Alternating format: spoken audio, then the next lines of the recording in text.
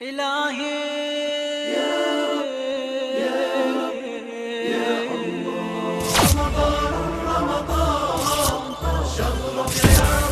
باللہ من الشیطان اللعین الرجیم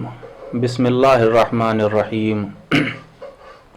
قال النبی صلی اللہ علیہ وآلہ وسلم فی فضل شہر رمضان وهو شہر اولہ رحمت واوسطہ مغفرۃ وآخرہ الاجابۃ والعتق من النار۔ خدا کا لاکھ لاکھ شکر ہے کہ پھر سے ہم اس مہینے میں داخل ہونے والے ہیں کہ جو مہینہ اللہ کا مہینہ ہے، جو شہر اللہ ہے، جو اپنی برکتوں اور رحمتوں کی وجہ سے افضل الشہور، تمام مہینوں سے افضل، اور سید الشہور، تمام مہینوں کا سید و سردار ہے۔ یوں تو سال کے جتنے بھی مہینے ہیں، جتنے بھی دن اور رات ہیں، ان میں سانسیں لینا، صرف سانس لینا ہے، عمل مباح ہے، نہ کسی طریقے کا کوئی اجر ہے، نہ کوئی ثواب ہے، نہ عقاب اور عتاب ہے۔ اسی طریقے سے ماہ رمضان کے علاوہ جو دوسرے مہینے ہیں، اس میں سو جانا نہ کوئی اس کا اجر ہے نہ ثواب ہے، بلکہ ایک عمل مباح ہے۔ لیکن یہ ماہ مبارک کی فضیلت ہے، یہ ماہ مبارک کی شان ہے، یہ ماہ مبارک رمضان کی برکت ہے کہ جس کے لیے پیغمبر اسلام نے فرمایا کہ انفاسکم فیہ تسبیح ونومکم فیہ عبادہ وعملکم فیہ مقبول۔ یہ ماہ مبارک رمضان وہ مہینہ ہے کہ جس میں روزے داروں کی سانسیں عام سانسیں نہیں ہیں بلکہ تسبیح ہیں۔ روزے داروں کا سو جانا صرف سو جانا نہیں ہے بلکہ عبادت ہے، اور اس ماہ مبارک رمضان میں ان کے عمل بارگاہ خداوندی میں قابل قبول ہیں اور مقبول ہیں۔ دوسری بات ناظرین کرام یہ کہ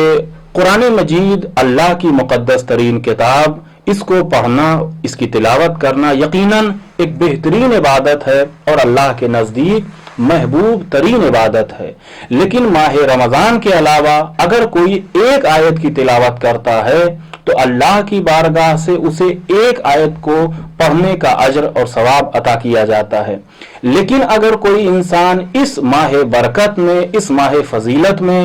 ایک آیت کریمہ کی تلاوت کرتا ہے تو پیغمبر اسلام فرماتے ہیں کہ من تلا فیہ آیتم من القرآن کان لہ مثل اجر من ختم القرآن فی غیرہ من الشہور، کہ جس نے اس ماہ برکت میں، اس ماہ فضیلت میں ایک آیت کی بھی تلاوت کی تو اس کا اجر وہی اجر ہوگا کہ جو ماہ رمضان کے علاوہ دوسرے مہینے میں پورے ختم قرآن کا اجر دیا جاتا ہے۔ تو عزیزان گرامی، اس سے معلوم یہ ہوا کہ وہ مومنین، وہ قرآن مجید کی تلاوت کرنے والے افراد، روزے دار کتنے زیادہ خوش نصیب ہیں کہ جو اس ماہ مبارک میں صرف ایک آیت کی تلاوت نہیں بلکہ پورے قرآن مجید کو پڑھ کے ختم کرتے ہیں اور تلاوت کر کے ختم کرتے ہیں۔ دوسری بات یہ کہ وہ مرنے والے بھی کس قدر خوش نصیب ہوں گے کہ جنہوں نے اپنے بچوں کو، اپنی اولاد کو قرآن مجید پڑھنے کا اور تلاوت کرنے کا سلیقہ سکھایا کہ وہ اس دنیا سے چلے گئے لیکن ان کے بچے، ان کی اولاد اس ماہ مبارک رمضان میں اگر ایک آیت کریمہ کی تلاوت کر کے ان کو ایصال ثواب کرتے ہیں تو وہ ایسا ہی ہے کہ جیسے دوسرے مہینوں میں پورے قرآن مجید کو پڑھ کے اپنے مرنے والے کے لیے ایصال ثواب کیا۔ تو اگر ایک آیت کا یہ ثواب ہے تو اگر کوئی انسان روزانہ صرف ایک آیت کریمہ کی تلاوت کر کے اپنے مرنے والے کے لیے ایصال ثواب کرتا ہے تو 30 ماہ رمضان کے 30 دنوں میں 30 آیتیں ہوئیں۔ اس کا مطلب یہ ہے کہ یہ 30 آیتوں کا ثواب اتنا زیادہ ہوگا کہ جتنا دوسرے مہینوں میں 30 قرآن مجید پڑھنے کا ثواب۔ لہذا جہاں پہ ہم زیادہ سے زیادہ کوشش یہ کریں اور اللہ سے دعا کریں کہ ہم کو توفیق ملے کہ عبادتیں کریں، تسبیح کریں، قرآن مجید کی تلاوت کریں، وہیں پہ اپنے مرنے والوں کو اور مرحومین کو فراموش نہ کریں، خصوصی طور پہ قرآن مجید کی تلاوت کے ایصال ثواب کے ذریعے۔ دوسری بات یہ مومنین کرام، ہمارے یہاں مزاج یہ ہے، ہم انسانوں کی فطرت یہ ہے کہ اگر کوئی انسان کسی شخصیت کا مہمان ہو جاتا ہے،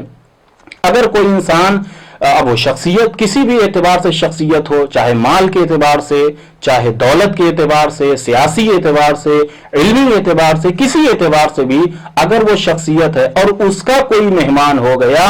تو یہ مہمان اس کو فضیلت سمجھتا ہے، فخر سمجھتا ہے۔ لیکن یہ غور کرنے والی بات ہے کہ شخصیت جو بھی ہو،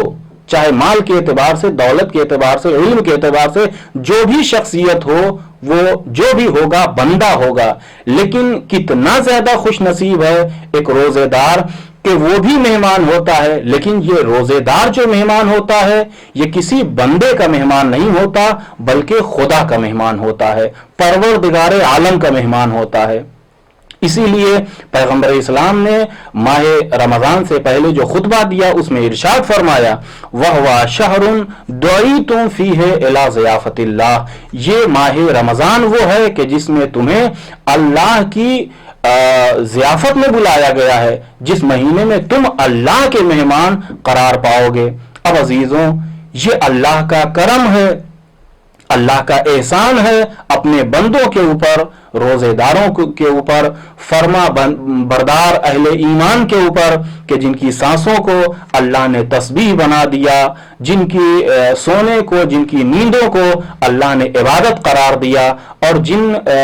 جن کے عمل کو اپنی بارگاہ میں قبول اور منظور کر لیا، اور ساتھ ہی ساتھ ایسے روزے داروں کی ایک آیت پڑھنے کی اجرت کو اتنا زیادہ قرار دیا کہ جتنا دوسرے مہینوں میں پورا ختم قرآن پڑھنے کی اجرت اور جزا ہوتی ہے۔ کیوں ایسا نہ ہو؟ اس لیے کہ یہ ماہ رمضان وہی تو مہینہ ہے کہ جس میں اللہ نے اپنی عظیم ترین کتاب سید الکتب قرآن مجید کو نازل فرمایا، جس کا ذکر اللہ نے سورہ بقرہ میں اس طریقے سے کیا کہ بسم اللہ الرحمن الرحیم شہر رمضان الذی انزل فیہ القرآن، یہ ماہ رمضان وہ ہے کہ جس میں قرآن مجید کو نازل کیا گیا۔ ہدن للناس وبینات من الہدی والفرقان، یہ قرآن مجید وہ ہے کہ جو لوگوں کے لیے ہدایت ہے، وبینات من الہدی والفرقان، اور حق و باطل کی روشن نشانیاں اس قرآن مجید میں موجود ہیں۔ فمن شہد منکم الشہر فلیصمہ، جو انسان اپنی جگہ پر موجود ہو اس کو چاہیے کہ اس ماہ رمضان میں روزہ رکھے۔ ومن کان مریضا او علی سفر فعدۃ من ایام اخر، لیکن وہ انسان کے جو مریض ہو، بیمار ہو، روزہ رکھنے کی اس کے اندر صلاحیت، طاقت اور ہمت نہ ہو، یا وہ انسان کے جو مسافر ہو، پردیس میں ہو، اپنے گھر پہ نہ ہو، تو اس کے لیے ماہ رمضان میں روزہ نہیں ہے۔ فعدۃ من ایام اخر، اس کے لیے یہ حکم ہے کہ ماہ رمضان کے علاوہ دوسرے مہینوں میں اس تعداد کو پورا کرے، یعنی ماہ رمضان کے روزوں کی قضا کرے۔ اس کے تفصیلی احکام فقہی کتابوں میں آسانی سے مل سکتے ہیں۔ اس کے بعد ارشاد ہوا یرید اللہ بکم الیسر ولا یرید بکم العسر،